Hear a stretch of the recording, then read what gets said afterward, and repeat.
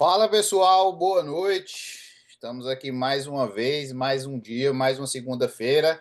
E hoje o assunto vai pegar fogo, viu? O assunto mais os dois assuntos aí, o primeiro assunto, Estados Unidos versus China, o assunto aí mais comentado do mundo na última semana. E hoje nós tivemos aí a notícia do falecimento do Papa Francisco. E não é só o falecimento de um papa, mas tem uma repercussão profética aí gigantesca, e a gente vai abordar sobre isso hoje, certo? Então já falo logo, caso você tem Bíblia perto aí, já pega a Bíblia, já puxa a Bíblia, porque a gente vai precisar ler uns textos bem confusos hoje para a gente poder entender. Então já pega a Bíblia e traz para perto. Deixa eu tirar esse óculos aqui que está dando reflexo.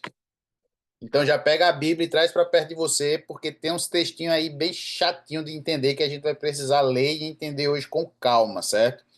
Então outra coisa que eu quero te pedir, foco total na aula de hoje, certo? Então assim, ó, tenta botar o celular no não perturbe, sai fora do WhatsApp, sai fora do Instagram, sai fora de tudo, foca aqui, certo? Se você tem papel e caneta, pega um papel para anotar, uma caneta. Então, assim, presta bem atenção, certo? Esse assunto é de extrema relevância para os nossos dias hoje. E daqui para frente, o Apocalipse fica cada vez mais complexo, cada vez mais difícil de entender, à medida que fica também cada vez mais importante para a gente hoje, certo? Para os nossos dias hoje. Então, muita atenção no que a gente vai estudar, tanto na aula de hoje, que tem essa breaking news aí da morte do Papa, como nos próximos estudos, que daqui para frente ficam cada vez mais sérios, certo? Então, eu gostaria de começar a nossa aula de hoje já deixando bem claro aí que nós temos total respeito pelos nossos irmãos católicos, certo? Nós temos total respeito pela sua fé, nós temos total respeito pelo que você acredita. Então, nosso objetivo aqui nunca é atacar fiéis, certo? Mas o nosso objetivo aqui também é falar sobre o que a Bíblia mostra, a interpretação que nós temos a respeito daquilo que a Bíblia mostra. E no dia que eu não puder falar a verdade, eu prefiro me calar e ficar no meu canto sozinho, certo? Então, se não for para falar o que tem que ser falado de forma logicamente respeitosa, eu prefiro ficar quietinho no meu canto, tá bom? Mas de antemão já falo que se você está aqui, você é católico, nós te respeitamos e nós respeitamos a tua fé. Todavia, porém, nós temos que fazer o estudo, abordar o estudo de forma não tendenciosa, certo? E abraçando realmente a verdade, tá bom? Então, para poder a gente começar, hoje eu não vou fazer recapitulação agora, para poder a gente ganhar tempo. Então, para poder a gente começar, já fecha teu olho, baixa tua cabeça e vamos orar comigo. Senhor Jesus, grandioso Pai, muito obrigado, Senhor, porque mais uma vez estamos aqui estudando um pouco mais da tua palavra. Muito obrigado, Senhor, porque o Senhor é um Pai amoroso, o Senhor é um Pai cuidadoso, o Senhor é um Pai que não faz nada sem que antes revele aos teus filhos. Não porque teus filhos merecem, não porque teus filhos são melhores que outros filhos, mas pelo teu amor e pela tua misericórdia. Então te pedimos, Senhor, que nesse momento o teu Santo Espírito desça sobre nós, o teu Santo Espírito se faça presente em cada casa, em cada computador, em cada celular que está ligado aqui agora, e que unicamente a tua verdade prevaleça, que unicamente a verdade, a tua interpretação vinda direto do Senhor prevaleça. Fica com aqueles fiéis católicos que nesse momento estão sofrendo talvez pela morte de alguém que é referência para eles, e o Senhor possa também confortar-lhes o coração. Dá-nos agora uma boa noite, em nome de Jesus, amém. Então, pessoal, faz um tempo, certo, que a gente está escutando sobre, desde que o Trump assumiu aí, que ele começou a tomar algumas atitudes de repercussão mundial, certo? Esse homem, ele teve o poder de, do dia para a noite, bagunçar com a economia de todo um país, bagunçar com a estrutura e a estabilidade de todo um país, não, de todo um planeta, o Trump, certo? E ele vem travando uma luta feroz com a China. Então, pelo fato das repercussões que essa luta entre Estados Unidos e China está dando a nível mundial, a nível histórico, muitas pessoas começaram a criar especulações disso sendo um acontecimento no meio profético, certo? isso sendo um acontecimento que estava, por exemplo, encontrado lá em Apocalipse, certo? Hoje pela manhã, a morte do Papa, ela também bagunçou uma corrente ideológica que acreditava no Papa Francisco como sendo o oitavo rei de Apocalipse 17. E eu vou explicar para vocês hoje o que é isso, certo? Então, existia um movimento, inclusive dentro da Igreja Adventista, ex-pastores adventistas, que pregavam a pessoa do Papa Francisco como sendo o oitavo rei descrito lá em Apocalipse 17. E a morte do Papa Francisco, antes do cumprimento das coisas que deveriam ser, que deveriam acontecer por causa do oitavo rei, joga totalmente essa corrente teológica e escatológica por terra, certo? Porque logo, se o Papa Francisco de fato fosse o oitavo rei, como muitos por aí pregavam, ele não poderia ter morrido. Ele teria que várias coisas teriam que ter acontecido antes da sua morte. Então a gente tem canais famosos aí, inclusive de adventistas, de ex-adventistas, que pregavam essa linha teológica, certo? E as pessoas usavam isso. Aqui, ó, que nem eu coloquei uma frase bem sensacionalista aqui. O fim começou, corram para os montes. E as pessoas estavam usando esses dois pontos aí, tanto da guerra comercial Estados Unidos e China, como hoje também a morte do Papa Francisco, para fazer um sensacionalismo religioso a respeito desses dois acontecimentos, a respeito desses dois fatos, certo? Então, quando eu divulguei o nosso estudo de hoje nos grupos, eu fiz questão de colocar lá um clickbaitzinho para vocês, uma casquinha de banana, fazendo alusão a essas frases sensacionalistas que estavam circulando aí nos últimos dias. Eu coloquei bem assim, alerta de cumprimento profético. E aí eu coloquei também aqui no início do nosso estudo também outra frase extremamente sensacionalista. O fim começou, corram para os montes. Todavia, porém, quando a gente vai para o estudo da escatologia, que é o estudo do fim dos tempos, quando a gente vai para o livro do Apocalipse, não é isso que a gente vê. Isso é pegadinha do malandro, e aí é glu-glu, certo? Então, eu duvido que alguém já viu o Sérgio Malandro participando de algum curso do Apocalipse antes aí. A primeira vez, eu aposto que ninguém nunca tinha visto o Sérgio Malandro participando aí de um curso do Apocalipse. Mas eu trouxe exatamente ele para ilustrar que a gente não pode estar acreditando, a gente não pode estar fazendo sensacionalismo a respeito de determinados fatos. Quando a gente vê situações como essas, que têm repercussão mundial principalmente, a gente tem que ponderar e analisar de forma equilibrada, certo? A gente não pode por aí sair falando por aí coisas que não condizem realmente de fato com a verdade. E aí você pode perguntar, bom, mas onde então se encaixa o acontecimento dos Estados Unidos versus China e o Papa? A gente vai estudar isso agora à noite, a gente vai ver onde cada coisa se encaixa no seu lugar, dando realmente o seu devido lugar, ou onde não se encaixa. O que é que a gente pode tirar desses acontecimentos e o que é que a gente não pode tirar desses acontecimentos, tá bom? Então, passando aqui pelo Serginho Malandro, eu queria trazer uma reflexão com vocês.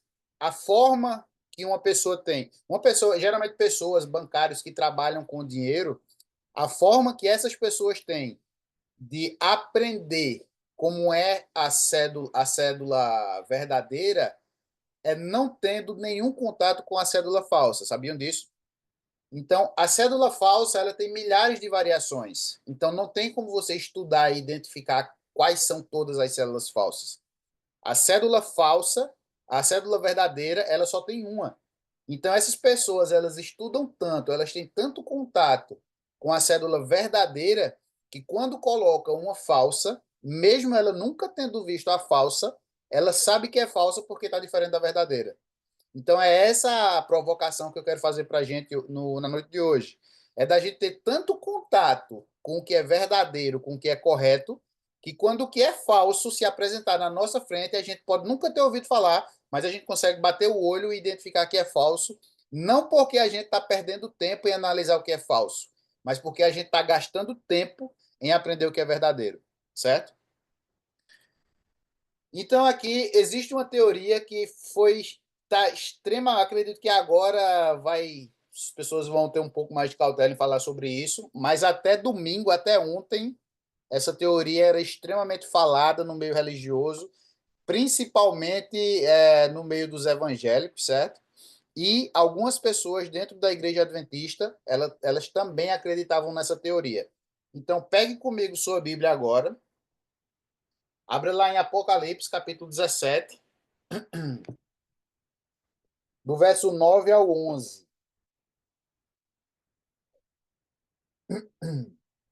Apocalipse, capítulo 17, do verso 9 a 11. A gente ainda vai chegar lá nesse capítulo, a gente vai estudar esse capítulo com calma, mas eu quero só trazer para vocês o recorte que fala sobre essa teoria dos sete papas.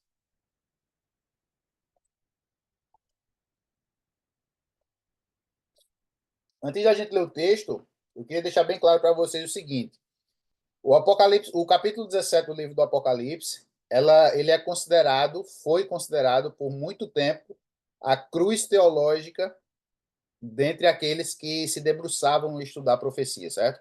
Durante muito tempo, as pessoas tentaram interpretar esse capítulo em específico, esse capítulo, e falharam terrivelmente. Algumas pessoas levantavam interpretações e falhavam.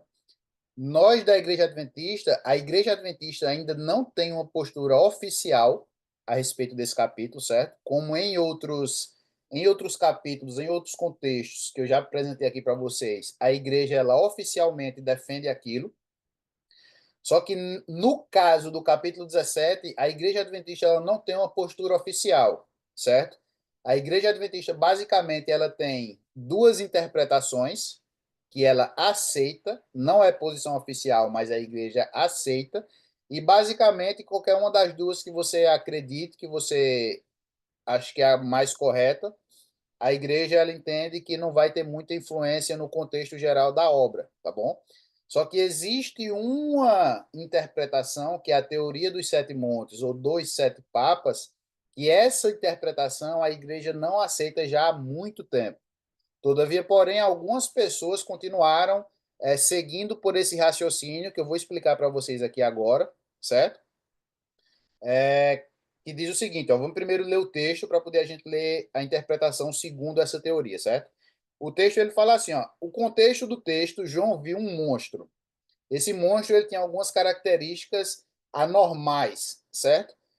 A gente não vai entrar porque a gente ainda vai estudar esse capítulo lá na frente com calma, mas a parte que faz referência a essa teoria começa no verso 9. E ela diz o seguinte, ó, vê como, eu não sei eu estou usando a NVT, mas vê como é que o texto começa sendo dito aqui, ó. Aqui é preciso pensar com sabedoria. Então, Deus já estava vendo lá na frente, nos tempos de hoje, Deus já estava vendo que esse capítulo ia causar confusão na cabeça de muita gente. Então, ele já começa o verso 9 falando assim, ó. Aqui é preciso pensar com sabedoria. As sete cabeças da besta representam os sete montes onde a mulher governa. E também representam sete reis. Cinco deles já caíram, o sexto está governando e o sétimo ainda não veio, mas seu reinado será breve. A besta que esteve viva, mas agora não está mais, é o oitavo rei. É como os outros sete e também caminha para a destruição. Ponto. Essa é a parte do capítulo que interessa para a gente agora. E aí eu coloquei um texto que ele fala assim, ó, a teoria dos sete papas, baseada em Apocalipse 17, texto que nós lemos agora, propõe que os sete reis, ou seja, no texto fala que existem sete reis, que também são sete cabeças, certo? Que também são sete montes, tudo a mesma coisa. Mencionados no texto representam sete papas consecutivos da Igreja Católica, iniciando a contagem com o Papa Pio VI, que estava no poder em 1929, ano do Tratado de Latrão, que restaurou o poder temporal do papado com a criação do Estado do Vaticano. Ou seja, o Vaticano foi iniciado no ano de 1929. Segundo essa teoria, os papas seguintes, tem o nome dos papas, compõem 7 reis, sendo o oitavo identificado como Papa Francisco, que foi o que morreu hoje, que é dos sete, conforme o versículo 11. A teoria sugere que esses papas cumprem um papel profético específico nos eventos finais da história, associando o papado diretamente ao sistema da besta e à Babilônia espiritual mencionado em Apocalipse 17. Então, para poder você entender melhor, eu fiz aqui um diagramazinho, certo? Para facilitar a sua visualização. Só um minuto.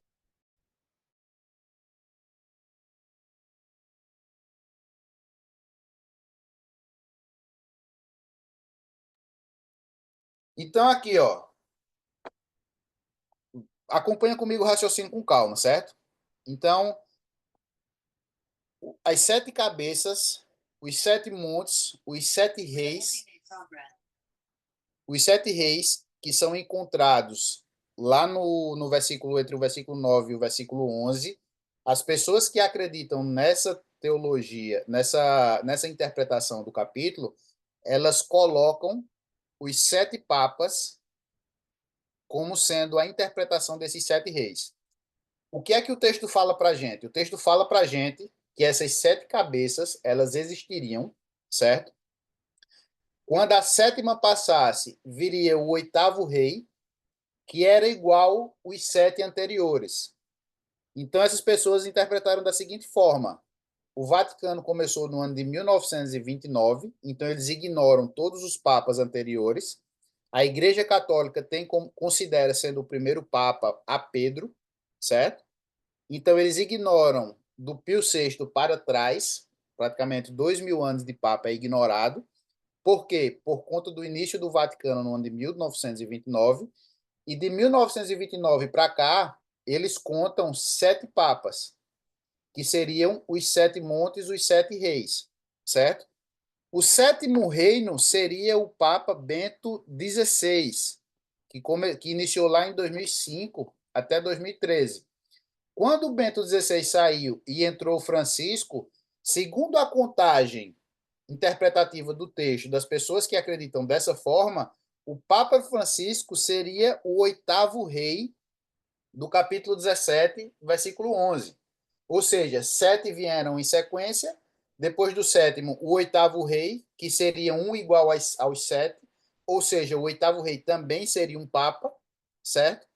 E esse oitavo rei esperava-se que ele fizesse algumas coisas.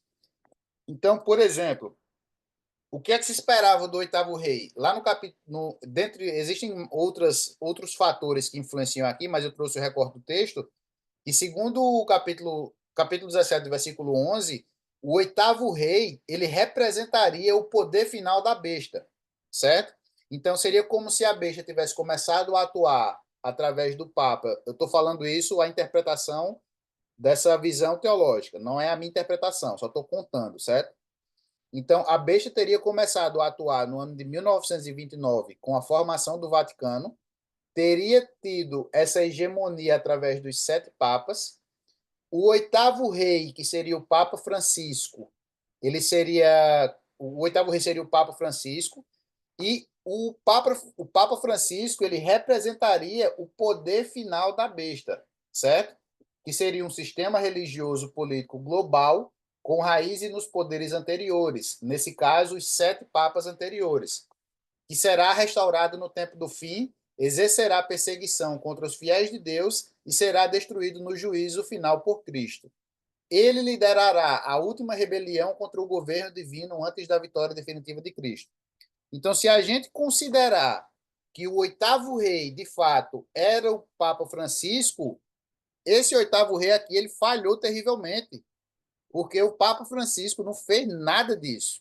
Pelo contrário, o Papa Francisco foi um Papa que ele era paizão de todo mundo, ele abraçava todo mundo, ele trazia todo mundo para perto, ele era um Papa que ele não gostava de polêmica, até teve umas questões lá com homossexual e tal, e ele tentava sempre apaziguar.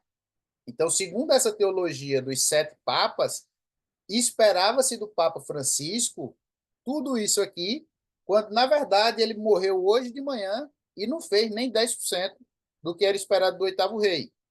O problema é que até hoje, acho que foi o Ale me mandou uma mensagem, acho que foi 7h45 da manhã que o Papa morreu hoje. Então, até as 7h44 da manhã do dia de hoje, esperava-se, o pessoal dessa corrente ideológica, esperava que o Papa Francisco ia se levantar em algum momento para assumir esse papel de oitavo rei e dar início aos acontecimentos finais da história. Então, ele adoeceu, fazia um tempo que ele estava no hospital, tal, e o pessoal defendendo que ele vai ficar bom, vai sair do hospital e vai dar início a essa questão aqui do oitavo rei, vai assumir o papel de oitavo rei e vai dar início a todos esses acontecimentos que vão dar início aí ao fim do mundo aí literalmente, certo? Todavia, porém, enquanto o Papa estava vivo, era basicamente uma guerra de argumentos. Então, quem não acreditava dessa forma tinha seus porquês, e quem acreditava também tinha seus porquês. Só que com a morte do Papa Francisco, essa teoria ela cai por terra total, porque o Papa Francisco falece não assumindo o seu papel de oitavo rei, e aí agora nós temos, através do conclave, que vai acontecer nos próximos dias, a eleição de um novo Papa, que seria aí, a partir da contagem de 1929, seria aí o nono Papa, colocando totalmente por terra essa teoria dos sete papas, certo? Outra coisa também que não faz sentido nenhum é eles estabelecerem a data de 1929 de forma arbitrária. Então, quando a gente vai estudando o livro do Apocalipse com a visão historicista, que eu acho que vocês já estão careca de saber, que eu já falei várias vezes, e é um cumprimento através da história, as datas, toda vez que uma data ela é marcada, ela tem uma ancoragem inicial e uma ancoragem final, certo? E essa data de 1929, ela não tem ancoragem nenhuma, não tem ancoragem bíblica para poder você definir uma contagem, você colocar os papas como sendo a besta, colocar 7 papas e depois definir o outro como oitavo. Não existe ancoragem para essa data, certo? Então, essa era uma interpretação que, apesar de ter várias falhas, para quem não estava um pouco mais atento, não estava um pouco mais ligado, acabava que ia e acreditava em interpretações como essa. Mas aí agora, com a morte do Papa Francisco hoje, a gente vê que não faz mais sentido nenhum essa interpretação e ela, de fato, é comprovadamente agora equivocada, certo? Eu lembro aqui, quando o Papa Bento XVI entrou, no ano de 2005, no ano de 2005, eu tinha mais ou menos 9 anos de idade. Eu morava em Patos, na Paraíba, lá no Brasil.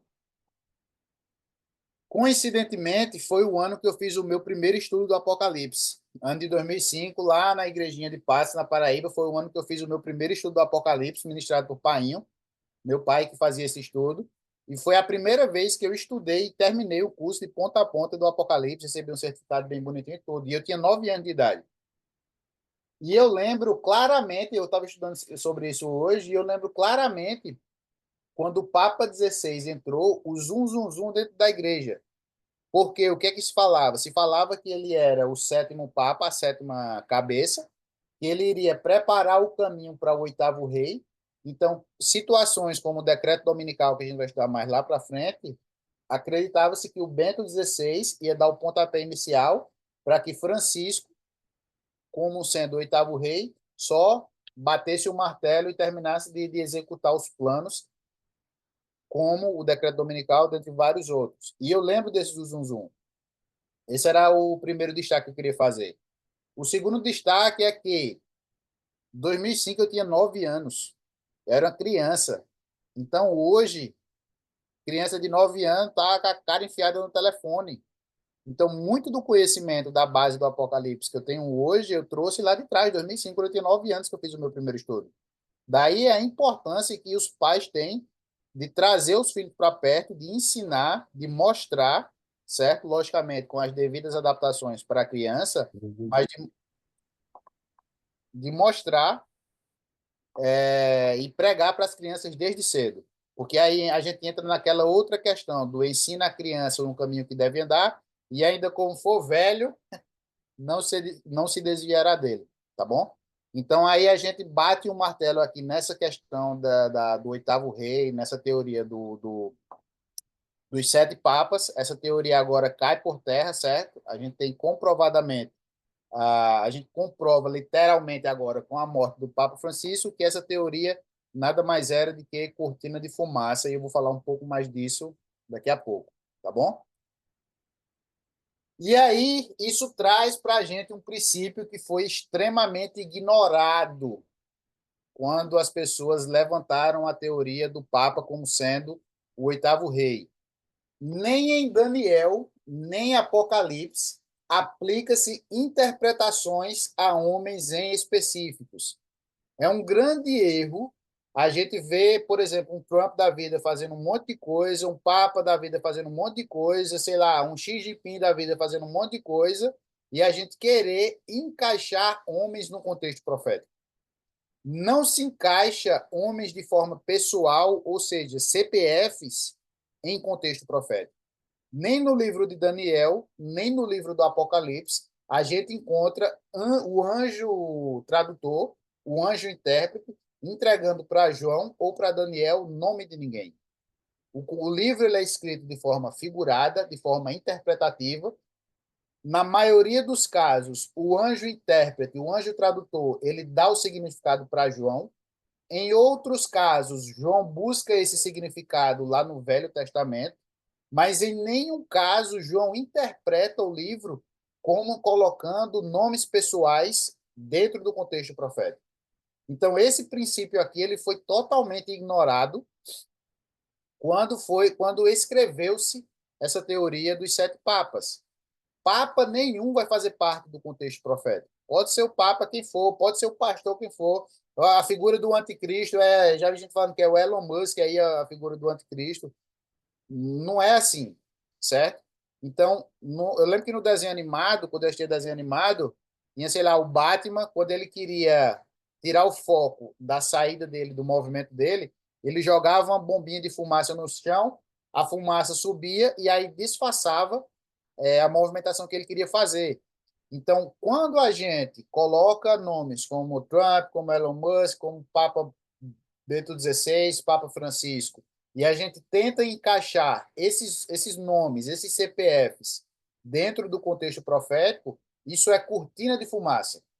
Então, o inimigo ele coloca algumas coisas, pessoas até diria que às vezes mal intencionadas, para levantarem esses pontos, para de fato esconder de nós as verdadeiras interpretações, certo? Por isso que a gente tem que seguir princípios, seguir o princípio que a Bíblia fala.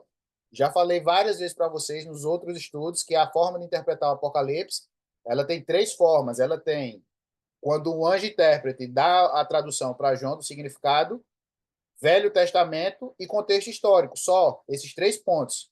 Então, quando eu quero fugir disso para apontar para a igreja A, igreja B, para fulano A, fulano B, aí eu corro o risco de cair nesse erro que o pessoal aí caiu na questão dos sete papas, certo? Tendo como base o princípio, esse princípio aqui, que não se aplica nomes à interpretação apocalíptica, aí a gente vai para o segundo tema, que é os Estados Unidos versus China. E aí, quando a gente olha para essa guerra, a gente vê que é uma guerra muito além de taxações. É uma guerra de poder, é uma briga de poder. Estão medindo bigode aí, que nem falam em Pernambuco. Estão vendo aí quem tem maior bigode, certo? Então, as taxas elas são só uma representatividade ali, mas não é o real objetivo dessa guerra. E a gente vê no período, no nosso tempo hoje, a China ela está logo atrás dos Estados Unidos como sendo uma das grandes superpotências mundiais, certo? Protagonizando aí atualmente essa briga. E aí eu pergunto, por que é que a China não é citada no contexto escatológico? Porque a gente não vê citação da China em nenhuma parte do Apocalipse, certo? Em nenhuma parte do Apocalipse a gente tem a interpretação, a gente tem uma interpretação onde a China consiga se encaixar. Então, a China ela não aparece de forma direta nas profecias porque não desempenha um papel religioso e espiritual ativo no conflito entre Cristo e Satanás. as profecias se concentram em poderes que tentam substituir a autoridade de Deus, mudar seus mandamentos e perseguir os fiéis. Isso é o que define os atores principais do cenário escatológico. Então, por isso que a China ela não tem lugar no contexto escatológico, no contexto do Apocalipse. Repare que eu grifei aqui essa parte vermelha, certo?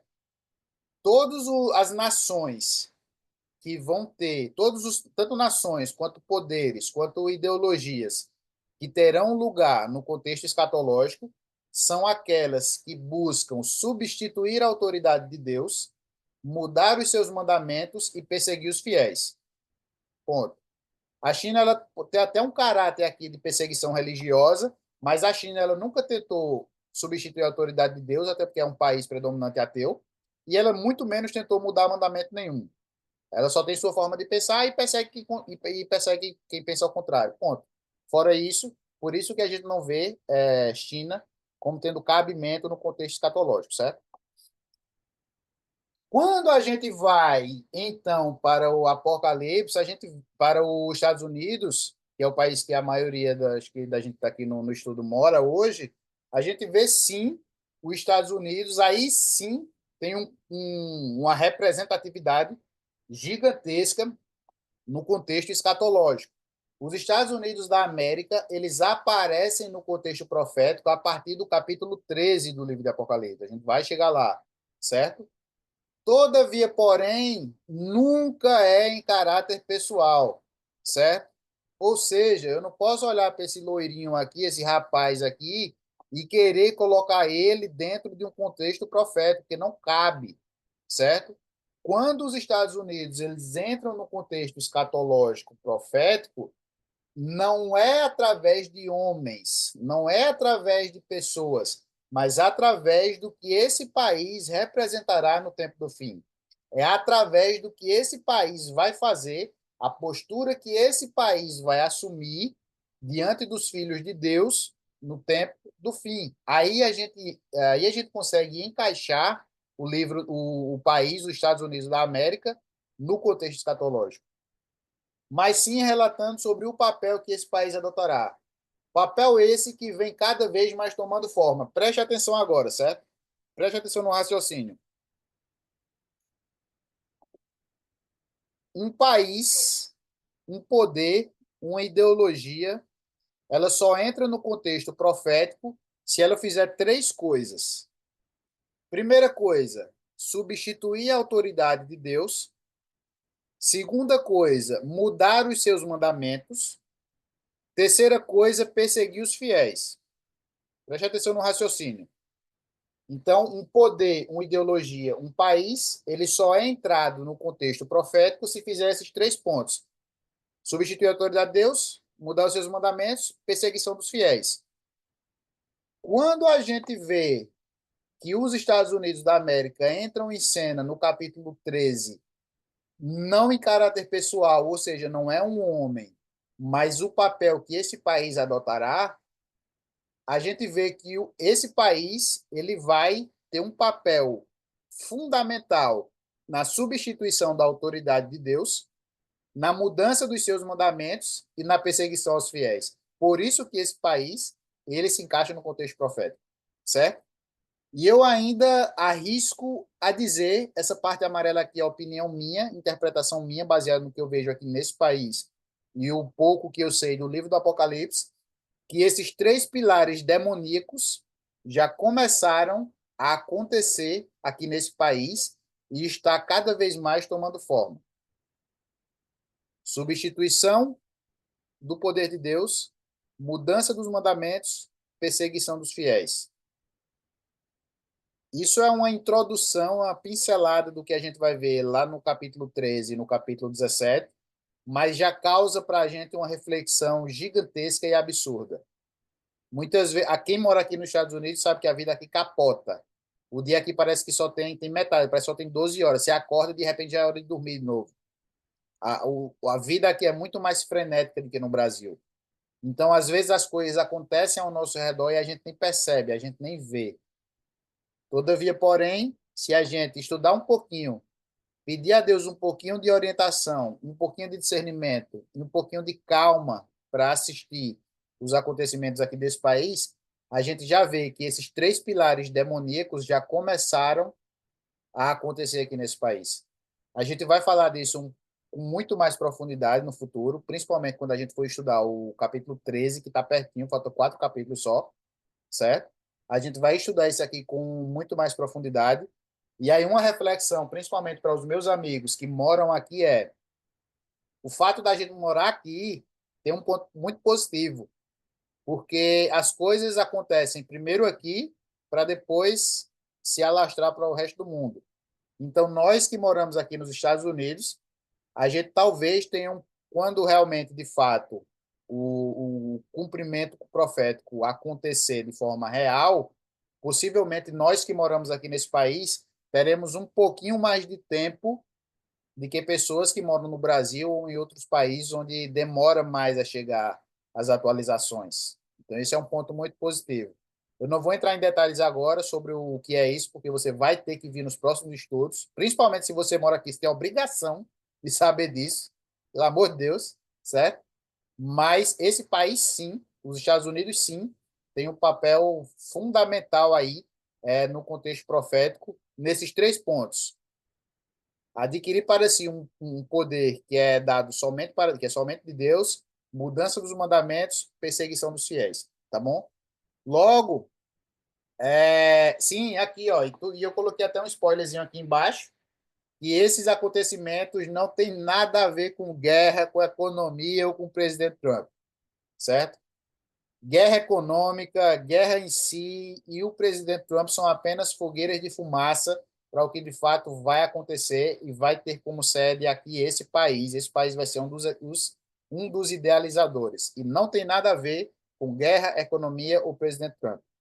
Então, toda vez que alguém tentar pegar para você um acontecimento, guerra, seja guerra econômica, seja guerra física, um presidente, isso, entrou aquilo, tá?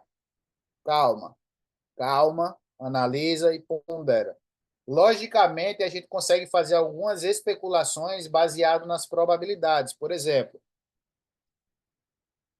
um presidente conservador, que nem o Donald Trump, ele teria muito mais tendência a se aliar, por exemplo, a um papa também conservador, certo?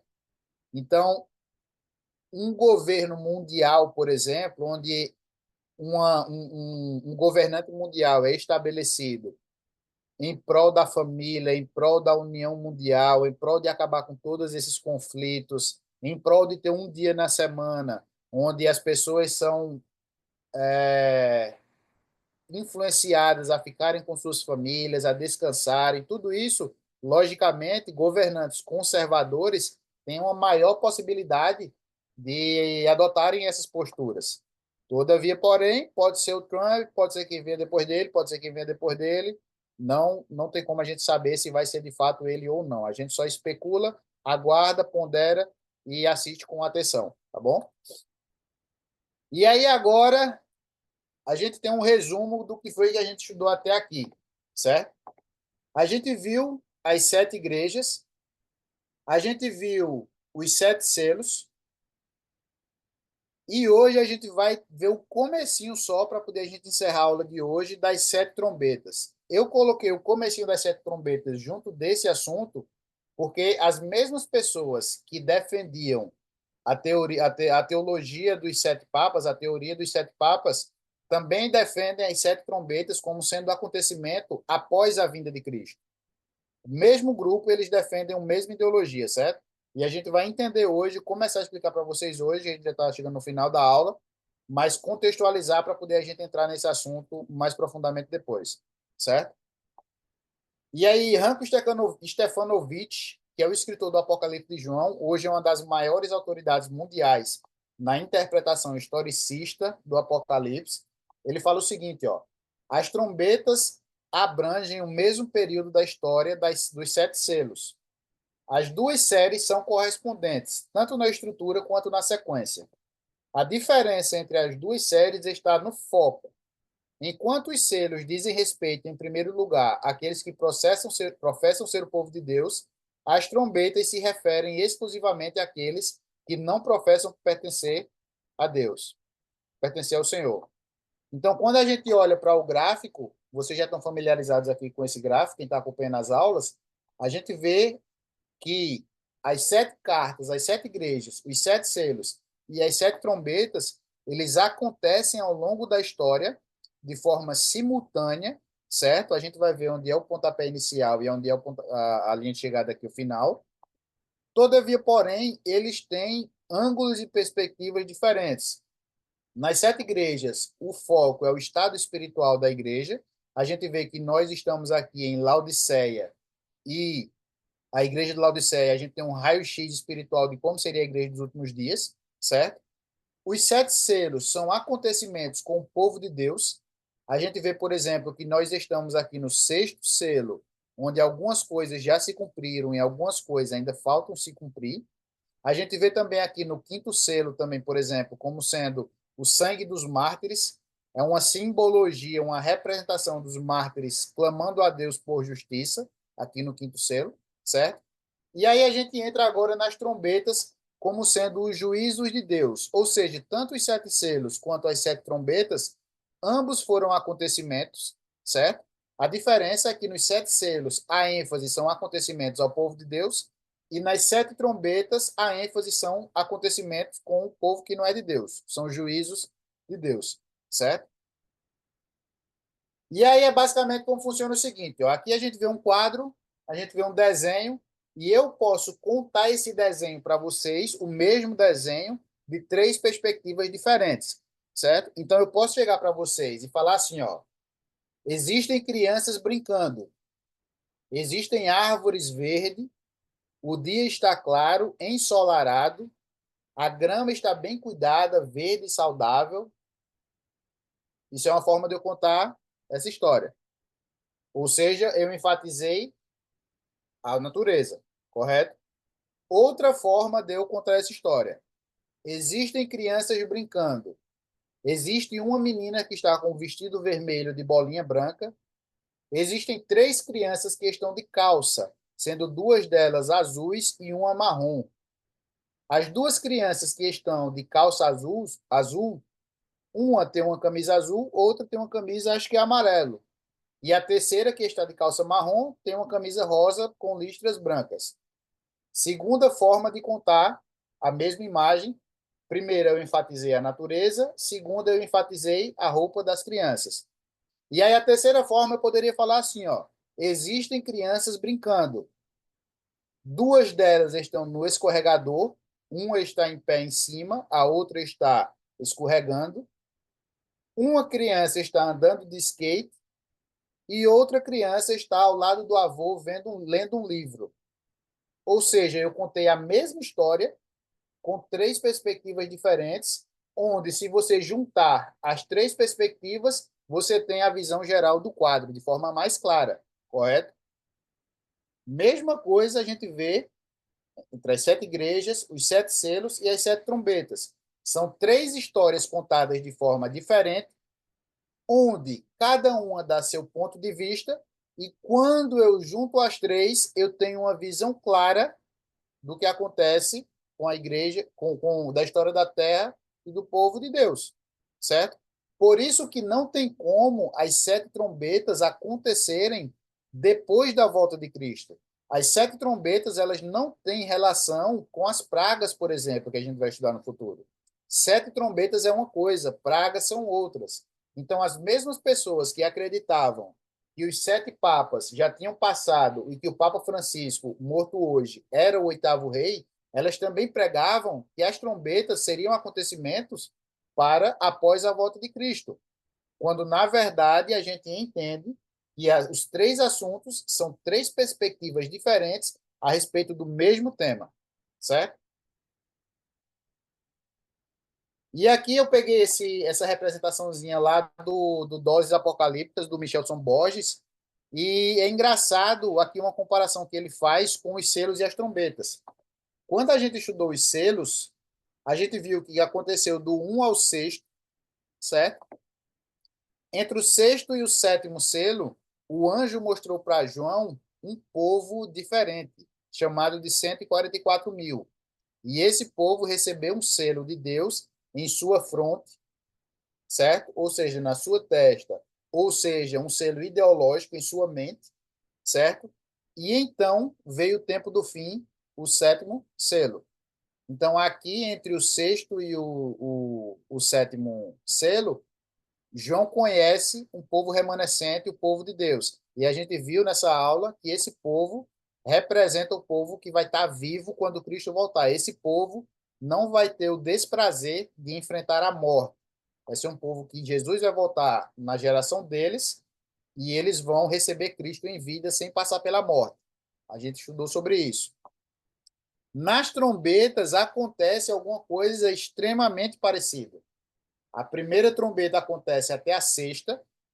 Entre a sexta trombeta e a sétima, existe uma pausa. E aí, nessa pausa, o povo de Deus tem uma experiência que a gente vai ver o que é, não hoje, mas na próxima aula, certo? Para aí, então, acontecer a sétima trombeta. Veja que existe um paralelo aqui de tempo de cumprimento, inclusive cumprimento no tempo do fim. Existe um paralelo, mais uma vez, comprovando que as trombetas são acontecimentos já começaram e terminam no tempo do fim, não começam no tempo do fim, tá bom? E para a gente já encaminhando para o final aqui, eu trouxe o texto, esse texto ele está lá em Apocalipse capítulo 8, do verso 1 ao 5. Esse texto, ele é o texto que delimita a abertura do sétimo selo e o início da primeira trombeta. Então, vê como esse texto é importante para poder a gente entender o contexto no geral. O texto ele começa falando assim, ó: e havendo aberto o sétimo selo, fez silêncio no céu por quase meia hora. Se a gente utilizar aqui o princípio dia-ano, nesse meia hora, a gente entende que fez silêncio no céu por mais ou menos uma semana. A gente vai entender mais sobre isso, sobre esse princípio dia-hora, certo? Quando a gente for usar, eu vou explicar para vocês com calma, mas a gente entende aqui que meia hora em tempo profético é uma semana. E viu os sete anjos que estavam diante de Deus, e foram-lhes dadas sete trombetas. E veio outro anjo e pôs-se junto ao altar, tendo um incensário de ouro, e foi-lhe dado muito incenso, para o pôr com as orações de todos os santos sobre o altar de ouro, que está diante do trono. E a fumaça do incenso subiu com as orações dos santos, desde a mão do anjo até diante de Deus. E o anjo tomou o incensário e o encheu de fogo do altar, e o lançou sobre a terra. E houve depois vozes e trovões e relâmpagos e terremotos. Então, isso aqui é o quê? Isso aqui é a abertura do sétimo selo, juntamente com o início da primeira trombeta. Mas aí você pode me perguntar, poxa, mas se você falou que a gente tem os selos e as trombetas acontecem na mesma hora, por que é então que a abertura do sétimo selo ela coincide com a primeira trombeta e não com a sétima trombeta? Aí, para responder essa pergunta, eu trouxe esse gráficozinho para vocês entenderem. Existe algo no Apocalipse que se chama paralelismo apocalíptico. O paralelismo apocalíptico ele funciona mais ou menos quando você está assistindo um filme, certo? E aí, de repente, corta a cena e aí fala assim, ó, 15 dias antes, 2 semanas antes, 2 anos depois. É mais ou menos a estrutura que o livro do Apocalipse ele é feito. Então, basicamente, a gente tem as 7 cartas, iniciando da primeira carta aqui, carta da igreja de Éfeso, percorre uma, duas, três, quatro, cinco, chega na sétima. Depois a gente tem um retorno no tempo, cai nos selos, percorre do primeiro ao sétimo. Esse aqui é a passagem que a gente acabou de ler, da abertura do sétimo selo. Aí a gente tem mais uma vez um retorno no tempo, iniciando a primeira trombeta até a sétima, certo? Por isso que o sétimo selo, ele coincide o tocar da primeira trombeta. E em todos os casos, a largada aqui, ela é o sacrifício de Cristo para as 3 situações. As 3 começam no sacrifício de Cristo e as 3 também culminam e terminam na volta de Cristo, na segunda vinda de Cristo, tá bom? Isso aqui se chama paralelismo apocalíptico. As cartas começam, chegou na sétima, rebobina o tempo, aí ele conta sobre os selos, chegou no sétimo, rebobina o tempo, começam as trombetas, tá bom? E para a gente fechar, a gente acabou de ler o texto, esse texto aqui está lá em Apocalipse capítulo 8, do verso 1, que diz referência à abertura do sétimo selo, início da primeira trombeta. A gente já viu por que é que eles se conectam, certo? A gente, para poder a gente entender esse texto, a gente tem que separar ele. Eu separei ele, na verdade, em três porções para poder ficar mais claro, certo? Então a gente viu que o sexto selo lá atrás é o nosso tempo, é os dias de hoje. Então a gente começa a abertura do sétimo selo falando assim, ó: e havendo aberto o sétimo selo, fez-se silêncio no céu por quase meia hora, ou seja, por uma semana. Essa primeira parte no texto, ela tem duas alusões. Ela faz uma alusão à segunda vinda de Cristo, ou seja, quando é que o céu vai ficar vazio? Quando não tiver ninguém lá, quando Cristo voltar. Isso é uma primeira possibilidade, certo? Mas também ela faz alusão ao suspense do início do sacerdote de Cristo no santuário celestial após sua morte. Lembra que a gente estudou no último ou no penúltimo estudo, que quando Cristo ressuscita, ele encontra com Maria Madalena. Maria Madalena vai tocar nele, ele pede para não ser tocado. Depois ele desaparece, aparece de volta para os discípulos e chega para Tomé e fala assim: Tomé, toca aqui para tu ver que sou eu mesmo, de verdade. Lembra disso? Isso aqui encaixa totalmente aqui dentro desse versículo, certo? Após a morte de Cristo, após a ressurreição de Cristo, que inclusive a gente completou aniversário simbólico ontem, após o sacrifício de Cristo, houve um suspense no céu, onde de fato Cristo precisou ressuscitar, voltar para o céu, confirmar que o seu sacrifício foi aceito. Aí a gente entra Apocalipse capítulo 5, do Cordeiro manchado de sangue, recebendo o livro selado, que a gente já estudou, certo?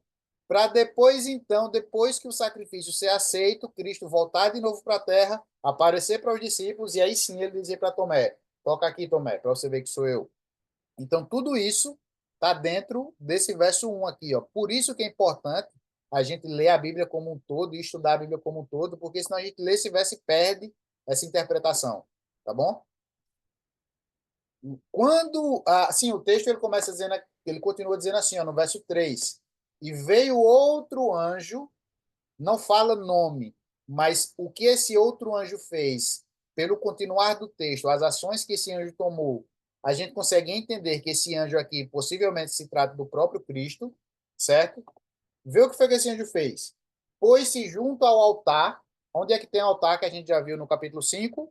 Dentro do santuário que está no céu, que Cristo entrou, começou seu ministério logo após a sua morte, certo? Tendo um incensário de ouro, outro item do altar do santuário, e foi-lhe dado muito incenso. No santuário da terra, o que é que o incenso significava? As orações dos santos. Para o pôr com as orações de todos os santos sobre o altar de ouro, que está diante do trono. E a fumaça de incenso subiu com as orações dos santos, desde a mão do anjo até diante de Deus. Ou seja, claramente aqui a gente vê uma descrição clara do novo sistema de intercessão sacerdotal iniciado por Jesus. Esse sistema aqui, ele colocou fim à primeira aliança, baseada em sacrifício de animais. Então, quando Paulo fala que a gente não está mais debaixo da primeira aliança, não tem nada a ver com 10 mandamentos ou com sábado, tem a ver com isso aqui. Então, qual era a primeira aliança? O sacrifício de animais em prol do perdão do pecado. Esse sacrifício ele fazia alusão ao cordeiro que seria morto, Jesus Cristo.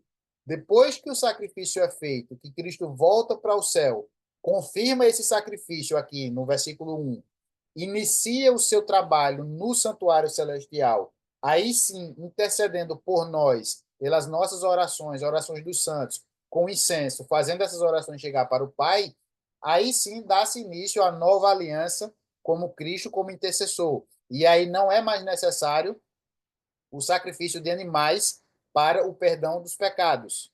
certo? Isso é a nova aliança. A velha aliança que passou foi essa, o sacrifício de animais. Não tem nada que ver com, com o sábado com 10 mandamentos, certo? E aí o verso termina falando assim, ó, e o anjo tomou o incensário, toda vez que você ver incenso em Apocalipse, significa oração, certo? Oração dos santos.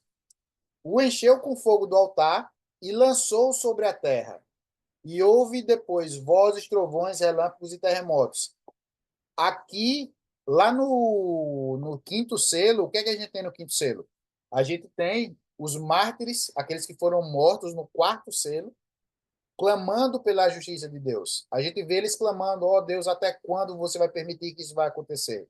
Então, aqui a gente encontra uma resposta para esse clamor.